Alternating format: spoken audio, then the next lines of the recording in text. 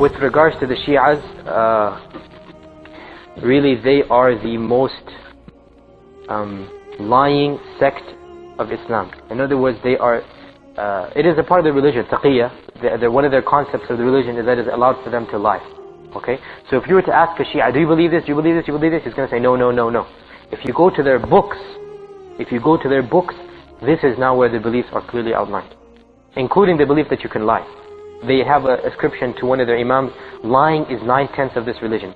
Now, by the way, I'm speaking of the Shia religion based upon certain knowledge. I have their main book called Usul al-Kafi. I have looked over it, I have read their chapters, okay? I know what the Shias believe. I'm not taking this from what the Shias say. The Shias are allowed to lie, and it's their religion to lie, okay? Any person who knows the Shias knows this. It is their religion to lie. 90% of the religion, by their own statement, is lying. They are allowed to lie. And this goes back to historical reasons. So don't go and ask Shias what they believe. Go straight to their source books. Well, actually, right now you shouldn't even be reading their books. But I'm saying, if you ever get to a level where you need to find out what they believe, go straight to their source books. And in their source books, yes, they do say this. Okay. However, do all Shias believe this? Not necessarily. Maybe they don't know their source books. I used to know many Shias.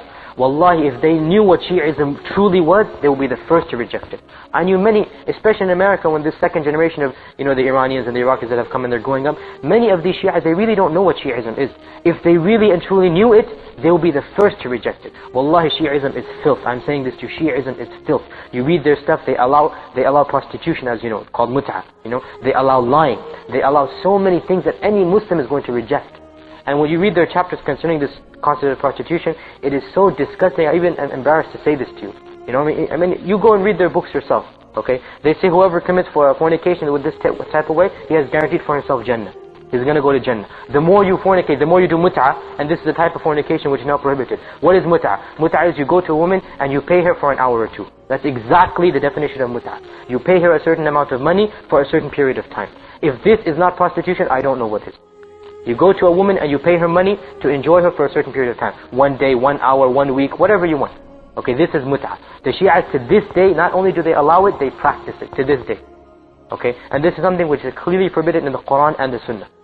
It was allowed in the beginning of Islam, but the Prophet even the Quran clearly goes against it. The point is, with regards to the Shias, like I said, you have to make a differentiation between the Shia you're going to meet on the street, who might be an ignorant Shia. He doesn't know what his religion is. He doesn't know what his faith is. Perhaps he doesn't say this. Most of the Shias, they don't really know what their belief says. Of their beliefs is that their 12 Imams control the creation. They control the creation. What type of shirk is this? Shirk in rububiyyah. Only Allah subhanahu wa ta'ala controls the creation. And I have read this in KHOMEINI's book himself. I read it myself, the Arabic version of KHOMEINI's book, Al-Hukuma Al-Islamiyya. I read this myself. Okay? That of our belief is that the 12 Imams, they occupy a station above that of the Prophets and Messengers and Malaika. And our 12 Imams control all of creation. And nothing occurs except with the permission of our 12 Imams. And they do this and they do that. This is pure shirk, pure blasphemy. And this is why KHOMEINI, in particular, the ulama of our times pronounce takfir, pronounce kufr on him. This person is not a Muslim. In particular, Shaykh bin Baz, Shaykh Uthaymeen, the Lajna Da'ima, they all pronounce kufr. A person who says these type of statements, that Aisha, and he is also accused Aisha of this, KHOMEINI, okay? And he accused Abu Bakr and Umar of kufr and of hypocrisy, okay? And he accused so many other Sahaba. He accused all of the Sahaba of rejecting the Prophet and rejecting the Quran and Sunnah, and of tampering with the Quran. And he accused the Quran of not being complete. Okay, KHOMEINI himself. We're not talking about the average Shias here. We're talking about their Imam of our times. So that is why the ulama of our times, they pronounce takfir, that this person, KHOMEINI, Ayatullah, Ruhullah, he is Ayatul Shaitan, he is not Ayatullah. This person, he is not in the fold of Islam.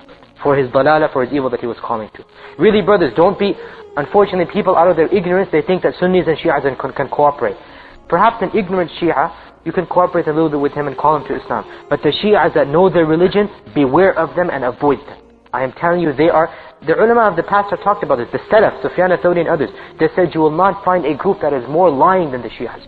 You will not find a group that is more filthier in their beliefs than the Shias. We're talking about people in the 1st, 2nd century of the Hijrah. They're describing the Shias like this. Imagine in our times, okay? Be aware of the Shias, be cautious of them, know their aqidah, and know that they have one aqidah which they give to the public, and one aqidah which is in their books. Okay, the aqidah that they give to the public, well, no, we love Abu Bakr and Umar, and perhaps Ali might be better than them, but we still love them. The aqidah that they have in Khomeini's book, Khomeini says in his book that when the Mahdi comes, their Mahdi, not our Mahdi, there's two Mahdis. We have our Mahdi, the Muslims have their Mahdi and the Shias have their Mahdi. Okay, when the Mahdi comes, he's going to resurrect Abu Bakr and Umar and hang them and whip them. This is what they say. Khomeini says in his book. Okay, crucify them. So many things. He's going to crucify them naked, hang them, okay, and whip them, and so many things. Okay, and they even say this something like this of Aisha. So these type of people, beware of them, be cautious of them, and realize that these people, they are cursing your mother. The Prophet ﷺ, the Quran says that the wives of the Prophets are the mothers of the believers. وَأَزْوَاجُهُ أُمَّهَاتُهُمْ. Anyone who knows the basic Arabic can understand it. أَزْوَاجُهُ, his wives, أُمَّهَاتُهُمْ, are your mothers. Okay, or are the mothers of the believers. So the Prophet's wives, all of them, they are our mothers. A person comes to you and accuses your mother of zina. Are you going to love this guy? Are you going to even stand next to him in prayer? If a person accuses your mother of zina, of going out and fornicating with another guy, are you going to love this guy and cooperate with him? This is what the Shias believe, okay? Really, I get emotional with regards to the Shia, and any Muslim should, wallahi. Any Muslim that knows their belief, he should have pure anger and hatred for this, except, like I said, for those Shias who are ignorant of their religion, and there are many of them, especially in America. We know this for a fact, that there's so many Shias, when they discover their religion, what it really is, they reject it. And they accept the religion of the Quran and the Sunnah. We say that their beliefs, the true beliefs that they have in their books, is a belief of kufr. And anyone who believes in those beliefs is a kafir. Anyone who believes that the Quran is not complete, and this is what the Shias clearly say in Usul al-Kafi, their main book. They say that the present Quran is only 1/10 of the real Quran. 9/10 of the Quran is missing. It's hidden by the Sahaba. They ate it up and they just, they didn't give it to the people. Okay? Anyone who believes that the Quran is incomplete is a kafir, because the Quran says the Quran is complete. So you're disbelieving in Allah. Anyone that says Aisha is a fornicator, he is a kafir.